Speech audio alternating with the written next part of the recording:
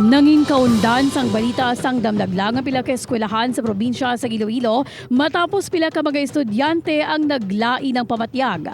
Ang insidente ang ginaangot sa ginaaligar posesyon o kun pagsulod sa balain nga espiritu sa mga ini.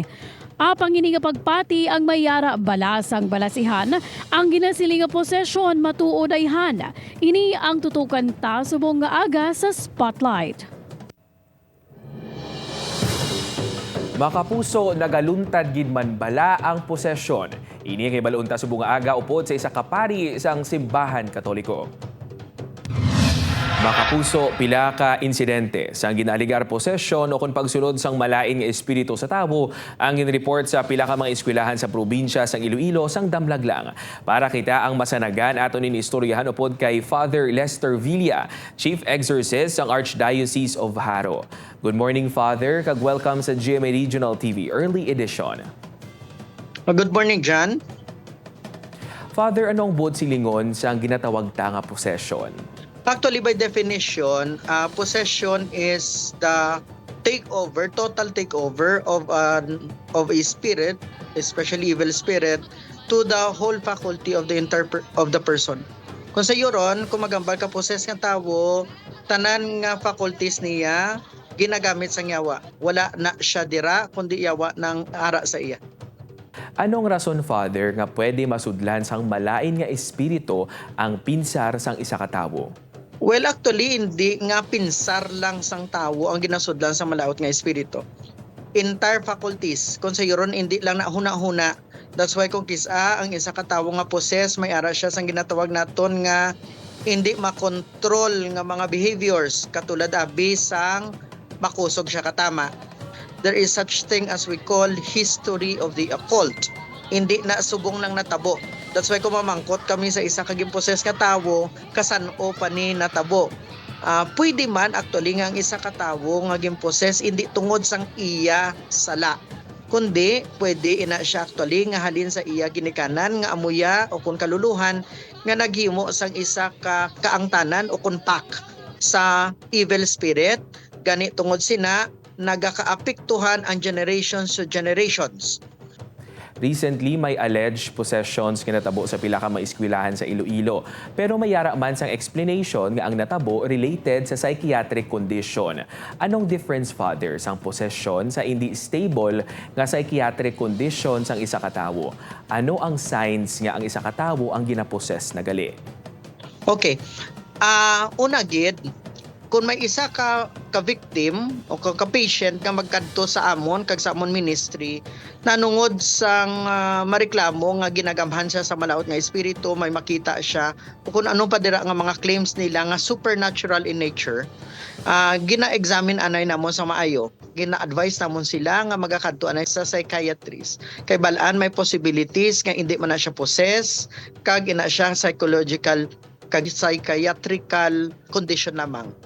Now, ang nagalakalатabo sa nagakalain-lain nga eskwelahan, may medical nga explanation gid man. Bangod kay lack of oxygen. Kagalabanan ni sa mga nagkalalipong actually hindi ka ginawa. Ang amon niya sa Ministry of Exorcism dapat i-rule out anay nga ina siya hindi scientific kag hindi medical. Ang mga cases ang nagligad nga mga bulan gakalipong sila. Then pagkatapos gipamangkot kung kamusta ila, vital signs nila, kung conscious sila. Kagan sabat nila, conscious sila. Bala nila kung ano nagakatabo, hindi lang sila kaginhawa. Ang possibility sina is mass hysteria ang natabo.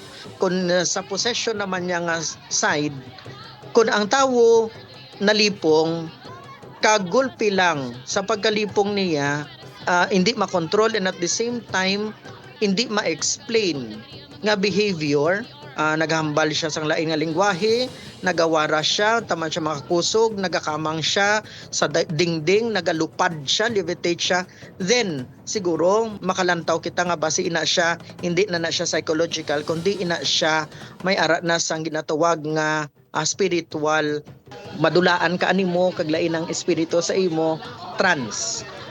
Kung ara ka sa trance, ginalantaw namon usually ang mata. Kaya ang mata, hindi makabuting. Now, kung ang kolor sang mata niya, hindi mo na makita ang itom, dako ang possibility nga ina nga tawag yung possess, especially kung may ara siya sang behavior nga hindi human. Ano, Father, ang proseso nga ginahimo sa tawo nga ginaposes ang malain nga espiritu? Gina-interview namon ang ginikanan, kay ginakuha namon ang history of the occult. Gina-evaluate na namon kung ano ang amon tikang nga obrahon. Nag-decide kami of what prayers and sacramentals ang amon gamiton para nga mabuligan ang isa ka tawo nga gin-possess. Then only amo inang pag-schedule namon sang pre-over session sa iya kag possibilities ang exorcism. Upod sang mga assessment na namon, naga-recommend kami sa ila sang mga nagakailain nga pangamuyo nga ila obrahon. Paano naman, Father, makalikaw nga maposes sang malain nga espiritu? Okay, duha ka butang. Una, ang tawo dapat mangin brave. Ara ang Dios sa aton. Kani dapat mangin maisog kita ka mag-claim kita sang sinanga power nga ang Dios ara sa aton. Ikaduha, hindi lang ta dapat nga mangin nominal Katolik. Anong bot singalon sa nominal? Katoliko ka lang bala sa ngalan. Dapat i-practice mo imo nga pagkakatoliko. Ang mga sakramento nga ginhatag sang simbahan, dako ini siya nga gahom kag pag shield sa aton gikan sa malawot nga espiritu. So iban nagasiling nga tingaa ang ginaposes amo lang ang mga mabuot kag mahipos. Kag tapos yung mga dawala ganit kag mga tunto daw wala man ginaposes. Ang rason sinada nga ginarason namon tingay poses pa ang mga tunto kay bala na sang yawa nga iya sila sang yawa.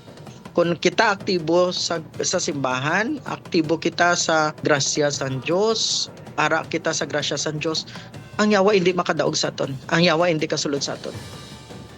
Father, sa mga tao ang ginaposes na sang malain nga espiritu, diin sila pwede makapangayo sang bulig. Okay. Ang Archdiocese of Haro may ara kita nga Ministry of Exorcism. Pwede gid sila ka-coordinate sa may Archbishop's Residence. May ara da kami number nga ginbilin sa information in kaso may mga tawo nga magapangayo sa amon help. Sa Facebook may ara man kita sang Archdiocese of Haro Ministry on Spiritual Liberation and Exorcism. Pwede man na dira sila ka-inquire. Thank you for that very fruitful and insightful interview sa imo, Father. God bless and good morning. Okay, thank you very much kay Jan. I hope nga ini makabulig sa aton mga pumuluyo